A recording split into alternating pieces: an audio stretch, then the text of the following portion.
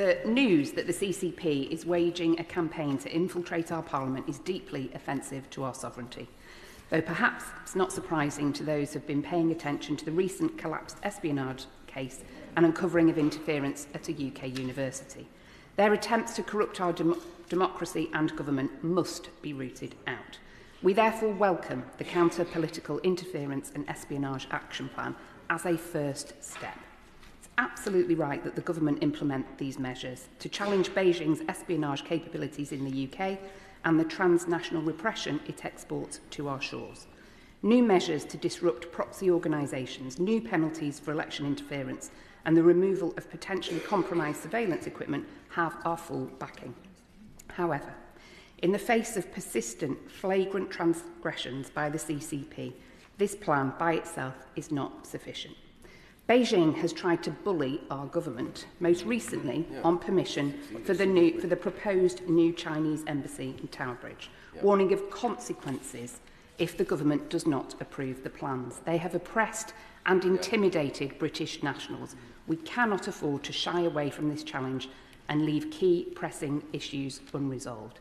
I note the Minister's earlier comments, Mr Speaker, about the Chinese mega embassy, but I wonder if I could put on record my party's repeated call to urge the government to block this plan to show that attempts to intimidate will be firmly rebuked.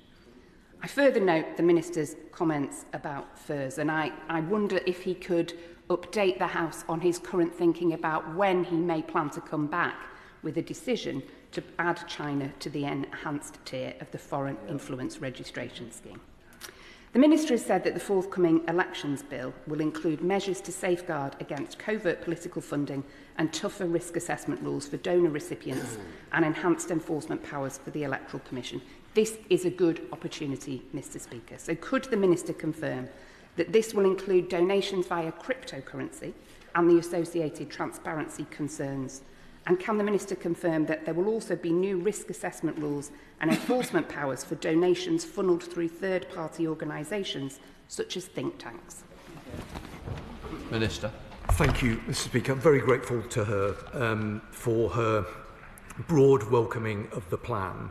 And she's raised a number of points, including several which she's consistently raised concerns about in the Chamber and with me outside of the Chamber.